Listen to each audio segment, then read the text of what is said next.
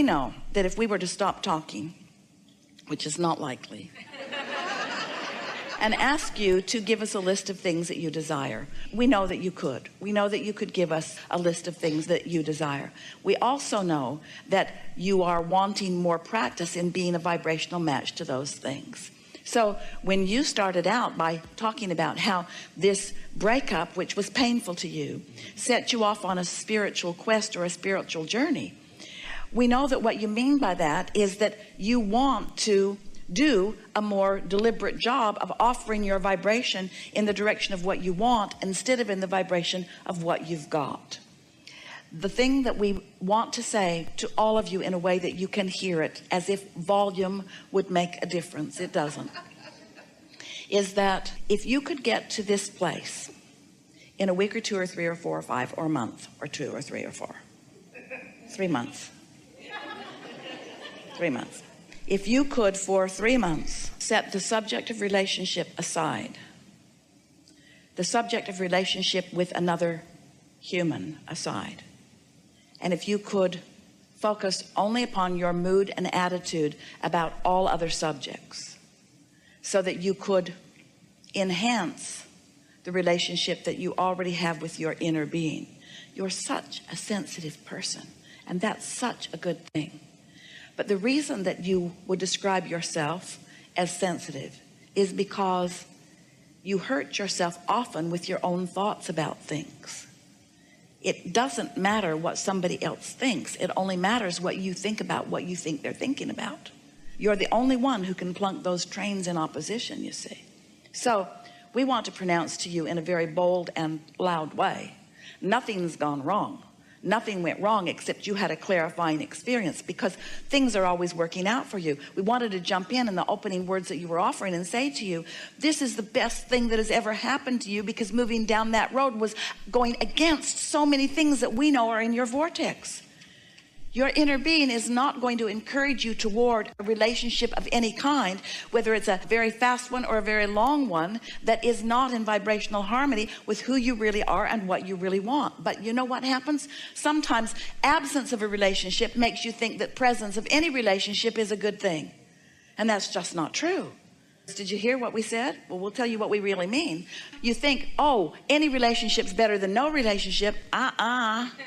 Any relationship is not better than no relationship, because in the absence of another person, you might have an opportunity to form a conscious, deliberate relationship, meaning mood and attitude and vibrational alignment with your own inner being. And when you line up, with who you really are, it is our promise to you that in that absence of resistance, the person that you are looking for is going to come into your experience with such swiftness and such clarity. And as you meet this person, there will be no question in either of your minds.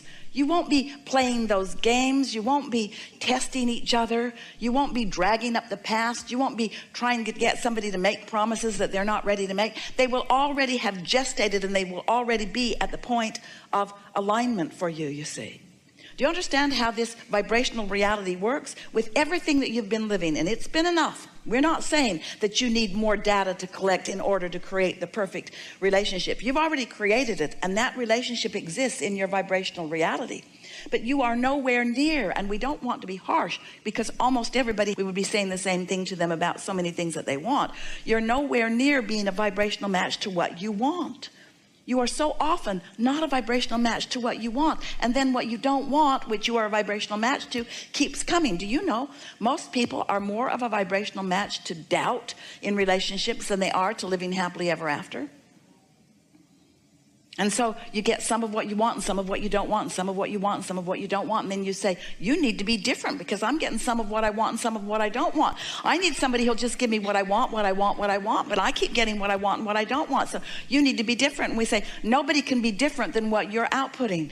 Nobody can be different than what you're outputting. If you want them to clean up their act, you got to clean up your act first. You've got to be a vibrational match, which means you can't harbor thoughts of doubt. You can't worry about those things you're worrying about and then try to get somebody else to promise you that they won't do those things that you're worried about. It never works. When you're really worried about something, you're going to attract the very person who's most likely to do that thing that you're worried about. And then you say, I knew it. I knew it. I could feel it all along. And we say, of course you could. Of course you could feel it all along, you see. So when someone moves away from you, it's not a bad thing. It's a good thing, because it means that what's going on in your vortex and what you really want isn't a vibrational match. So just accept things are always working out for me. And this is one of the best things that has ever happened to me, because it gave me clarity about this and about this and about this. And then tell your general story about relationships in a way that pleases you, and and this is the hard part, but you can do it, let your conversation with yourself about what's coming and the joy that you know you're going to live when it does come, let that hold you for 3 months while you clean up your vibration, and then watch what happens. There are 2 important things that we want to say to you. Yes, yes, yes, what you said about not wanting to count on someone else for the way you feel. Most people are living a very conditional experience. So if something that they consider to be wonderful is happening, they feel wonderful.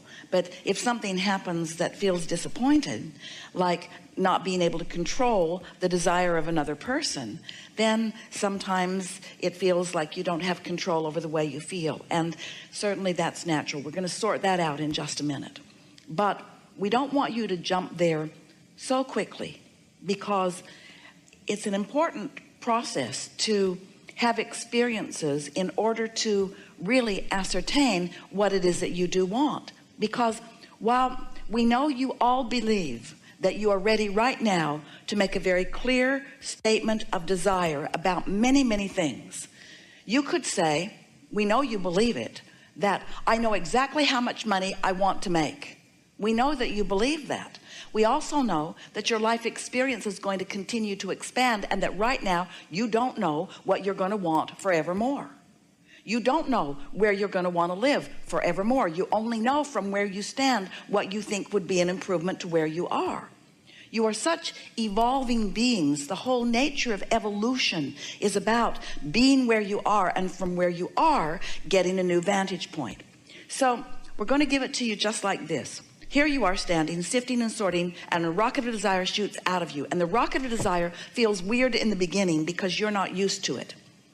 But then you sort of play the games that we ask you to play, and you do the processes we ask you to process, and you manage to become a vibrational match to this desire, which felt weird just a little bit ago. And now a vibrational match to it. Now what you want comes to full fruition because you've managed to think about it. And now along with that manifestation comes a whole new set of contrasting experiences that causes you to launch another rocket of desire.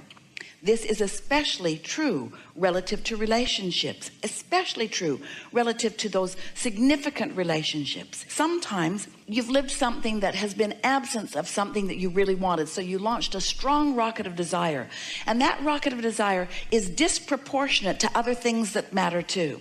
But it's extra inflamed because this relationship caused it to be inflamed. So you're asking in such a strong way, we might even say in a lopsided way, that now you're like that bus that Esther and Jerry were driving down the road, dragging something along behind. That desire is so strong that then law of attraction brings you something that satisfies that desire. So you settle into that relationship and it feels so good. But then life shows you that while that one thing is being satisfied, that there are other things that are important to you too.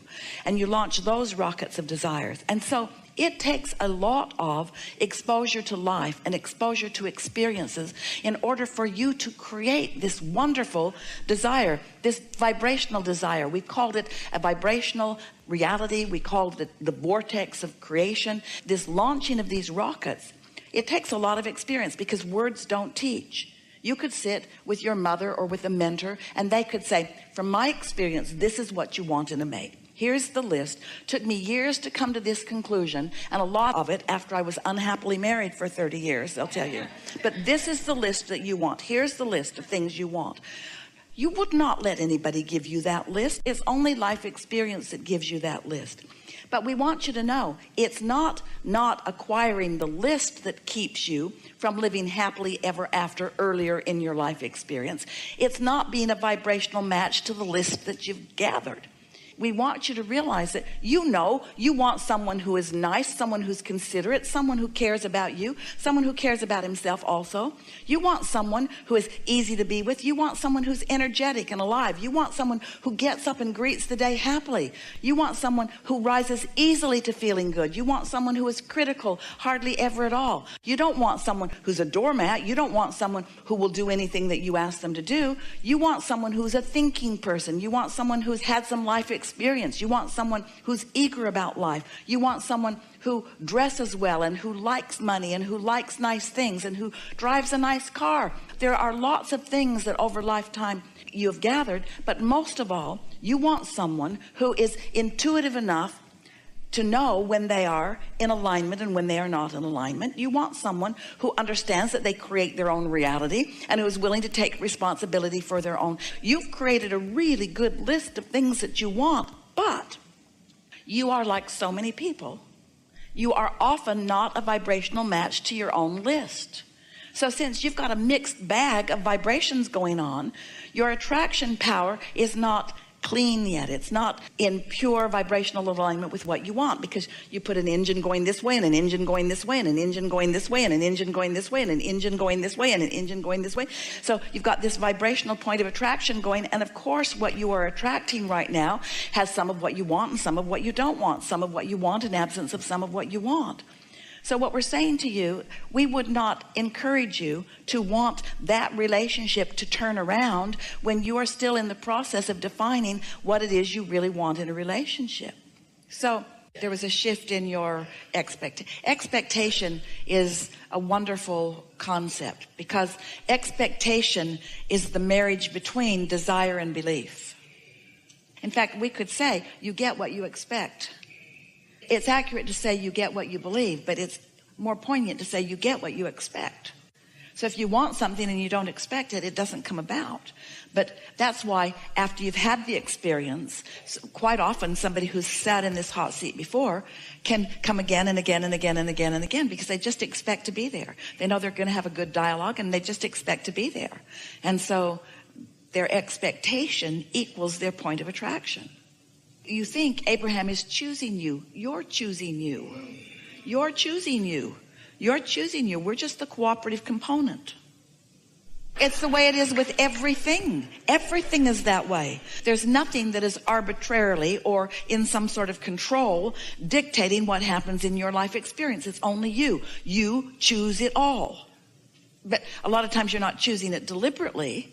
That's why we're talking about these tools that you can use so that you can choose in ways that are more satisfying to you. So you are not puppets on a string. You are co-creators. And there is knowledge of how things work that is deep in the DNA, if you want to call it that, of your inner being.